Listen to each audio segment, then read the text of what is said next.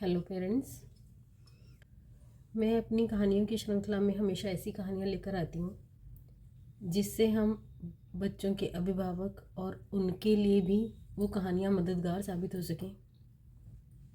क्योंकि हम कभी कभी क्या करते हैं ना कि अपने बच्चों की एबिलिटी को पहचानते नहीं हैं।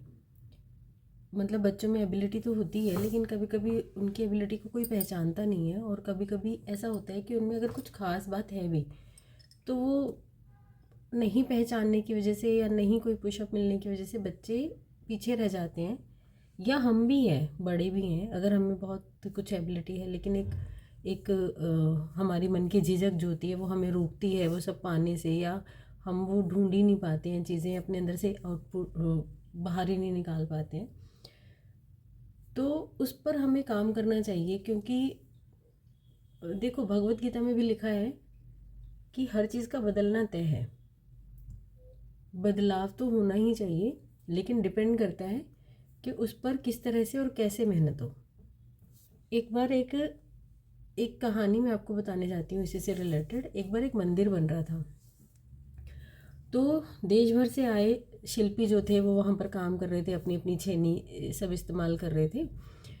तो एक पत्थर था, तो वो एक जो कारीगरों का मुखिया था, तो उसने क्या किया, उसने सोचा ये पत्थर तो बेकार है ना, ये मेरे किसी काम का नहीं है। तो उसने क्या किया, उस पत्थर को फेंक दिया। अब वो पत्थर बेचारा रास्ते में पड़ा रहा। मजदूर वहाँ पर काम कर रहे हैं, बहुत सारे राहगीर भी चल रहे हैं, तो बार बार उस पत्थर को ठोकर लग रही है, वो कभी इधर जा रहा है कभी इधर जा रहा है। तो वो बार बार कभी पैरों के नीचे दब रहा है, और जो बाकी पत्थर थे उनकी मूर्तियाँ बन रही हैं, तो मूर्तियाँ बन रही हैं वो सुंदर लग रही है, उनकी कीमत अपने आप बढ़ जा रही है। अब एक ना वहाँ से एक बहुत ही कुशल कारीगर वहाँ से निकल रहा था। अब उसने उस पत्थर को उठाया, उसके पैर के नीचे आया, उसे उठा के देखा भाई क्या है। उसने कहा वाह पत्थर तो सुंदर है, मगर इसको फेंका क्यों हुआ है। अब उसने क्या करा, उसने सोचा कि कारीगर तो वो कुशल ही था, और लगन, दो चीज़ें तो आपको भी पता है कि कुछ को कुछ भी बना सकती हैं। तो उसने अपनी छेनी से उस पर काम करना शुरू किया, उस पर अपनी छेनी से काम करना शुरू किया। तो कुछ टाइम बाद वो जो पत्थर था उसकी वो मेहनत करता रहा, सोचता रहा कि मैं इस पर क्या बना रहा हूँ, और वो जो पत्थर था थोड़े टाइम बाद एक बहुत ही खूबसूरत मूर्ति में बदल गया। तो अब लोगों ने देखा बहुत सुंदर मूर्ति है, तो वो ऐसे लग रहा था बिल्कुल ही जीवन। तो लोगों ने उसकी बहुत तारीफ़ की। तो उसने कहा कि तारीफ़ मेरी मत करो, ये तो पत्थर मैं औरों की तरह ही हूँ, और ये पत्थर भी और पत्थर की तरह ही है, लेकिन इसके अंदर ही थी वो एबिलिटी। मैंने इसी पत्थर को निकाला है, इसी पत्थर से फालतू चीज़ें निकाल दी हैं, काट छाँट कर दी हैं।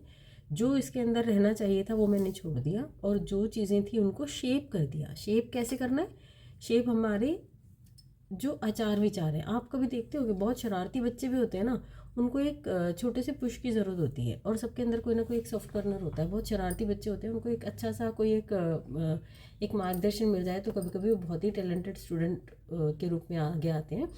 तो इसी तरह से उस कलाकार ने क्या किया, उसने कहा कि मैं तो औरों की तरह हूँ, और जो पत्थर के अंदर ही था जो मैंने बाहर निकाला है बस। तो हमें क्या करना है कि पहचान तो हमारे अंदर ही छिपी है, उसको श्रेष्ठतम बनाना है, वो अंदर ही छिपा है हमारे। लेकिन कभी कभी हमें कोई ऐसा बहुत अच्छा मार्गदर्शक मिल जाता है, या कभी पेरेंट्स हमारी अपनी सलाह बच्चों के लिए ऐसे काम कर जाती है। ज़रूरत होती है कि थोड़ी सी हमें उनको धीरज धरकर समझाने की ज़रूरत है। या कभी हम भी ऐसी स्थिति में होते हैं कि हमारे अंदर एबिलिटी तो है लेकिन हम डर कर पीछे हट जाते हैं, और अगर हमें कोई ऐसा मार्गदर्शक मिल जाए कि जो ये कहे कि आगे बढ़ो, मैं तुम्हें सपोर्ट करता हूँ। तो शिक्षक किसी भी रूप में मिल सकता है बच्चों को, कोई ज़रूरी नहीं है कि बहुत ही कोई बड़े हों। कभी कभी हमें बच्चे भी बहुत कुछ सिखा देते हैं। आजकल हम जैसे देख रहे हैं कि बच्चे कुछ भी कर रहे हैं बिना सोचे समझे। अगर आपको कोई समस्या है, कोई परेशानी है, या आपको ऐसा लग रहा है कि कुछ चीज़ें ऐसी मन में अटक जाती हैं कि आने को ही है, लेकिन हम वो घबराहट में किसी के साथ शेयर नहीं करना चाहते, या किसी के साथ कुछ समझना नहीं चाहते, या हमें ऐसा लगता है कि कोई हमारी इंसल्ट कर देगा, या हमें कोई कहकर सुनकर चला जाएगा। अरे भाई, गलत डिसीजन लेने से पहले आप, कोई बात नहीं, कोई कह ही तो देगा कुछ भी, कुछ कोई आपको दो बातें तो सुना देगा, लेकिन ईश्वर ने इतना अच्छा आपको जीवन दिया है, तो उसमें से कोशिश करते रहो। कभी तो सीखने की खुद भी, और औरों को भी सिखाएं। पता नहीं चलता है कि कब किस रूप में आपको एक अच्छा शिष्य, या कब किस रूप में आपको एक अच्छा अध्यापक मिल जाए। तो सिखाते रहना है हमें, एक दूसरे को पुश करना है, वो जो ख़राब समय था उसको निकाल देना है, बल्कि उसमें से कुछ एक अच्छा, एक टैलेंटेड बच्चे को उभारना है। क्योंकि ये, जैसे मैंने अपनी कहानी के बीच में बताया कि भगवत गीता में भी कहा गया है कि हर चीज़ का बदलना तय है, और वो जो इंतज़ार होगा जब हम बदलेंगे, जब हम खुद को बदलेंगे, ख़राब नहीं करना, अपने आप को बदलना है, अच्छे में परिवर्तित करना है। और जब आप देखोगे कि जब आप खुद को बदलने की कोशिश करोगे ना, तो यकीन मानो कि किसी के दिन बदलेंगे और किसी के दिल भी आपके लिए बदलेंगे। दिन तो ऑब्वियसली बदलेंगे ही बदलेंगे, जब हम कुछ अच्छा करते जाते हैं तो दिन तो हमारे बदलते ही हैं, और लोगों के दिल भी आपके लिए बदलते हैं। अभी जो कल तक आपको कह रहे थे कि इससे ना हो पाएगा, आपने धैर्य रखा, बजाय इसके कि कोई भी शॉर्टकट सा डिसीज़न ले लिया, कुछ ख़राब कर लिया। क्यों ख़राब नहीं करना? ख़राब मतलब आपको ख़राब करना ही क्यों है? आप ये सोचो कि एक अच्छा सा जीवन मिला है, बस जब ज़रूरत है एक छेनी हथौड़ी से थोड़ा उसको काट छाँट के ठीक करने की। और यही एडवाइस मैं पेरेंट्स को भी दूंगी कि हर बच्चे में एक टैलेंट है और ज़रूरत है हमें उसको इस छेनी हथौड़ी से थोड़ा सा ठीक ठाक करने की। धन्यवाद।